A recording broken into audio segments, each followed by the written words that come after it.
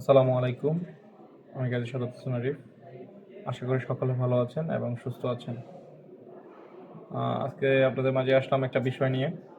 সেই বিষয়টা হচ্ছে যে সৌদির বর্তমান পরিস্থিতি এবং যারা সৌদিতে নতুন করে আসতে যাচ্ছেন তাদের পরিকল্পনার বিষয়। অনেকে নক দেয়, অনেকে অনেক কথা জিজ্ঞেস করে সৌদির বিষয়ে। তো আমি ব্যক্তিগতভাবে মনে করি যদি আপনি স্কিল ওয়ার্কার হয়ে থাকেন তাহলে ভাই আপনি সৌদিতে না বিশ্বের যে কোনো জায়গায় আপনি ভালো টাকা ইনকাম করতে পারবেন।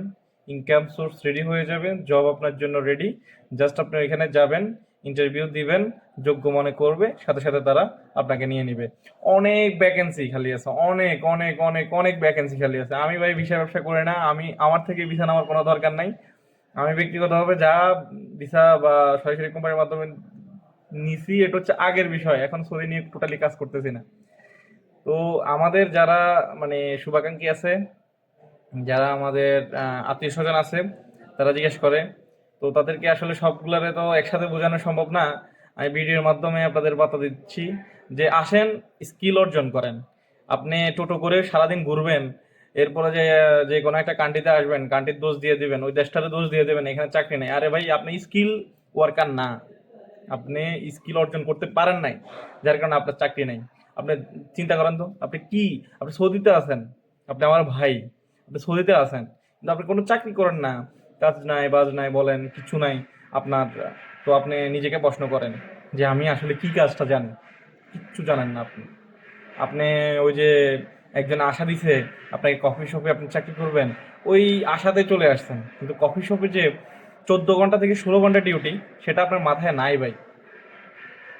এদেশে আপনি আসবেন, 12 ঘন্টা ডিউটি করবেন, 14 ঘন্টা ডিউটি করবেন, 16 ঘন্টা ডিউটি করবেন। ডিউটি করার পরবর্তীতে নিজের পানি নিজেকে খাইতে হবে ভাই। নিজে পাত্র থেকে বা হচ্ছে ফিল্টার থেকে নিজে ফিল্টার স্টার্ট করে, এরপরে যায় গ্লাস ধরে গ্লাস পরিপূর্ণ করে, এরপরে যায় পানি খাবেন 12 ঘন্টা ডিউটি করার পরবর্তীতে। আসলে আজকে ভিডিওটা বানানোর মূল উদ্দেশ্য হলো নিজেকে স্কিল ওয়ার্কার বানান, আপনার জন্য চাকরি রেডি ভাই। আসবেন, জয়েন দিবেন। আর মনে করেন আরেকজনকে দোষ দেওয়ার কোনো আমি বিষয় দেখি না।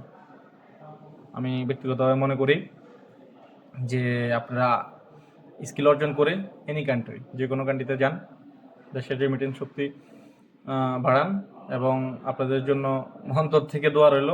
আপনারা দোয়া করবেন। আজ বাদে কাল, কাল তো সেহরির সময়, মাহে রমজান শুরু হবে। সকলের প্রতি দোয়া এবং ভালোবাসা, এবং রমজান মোবারক অগ্রিম। সকলে ভালো থাকেন, সুস্থ থাকেন, এতটুকুই চাওয়া। আসসালামু আলাইকুম।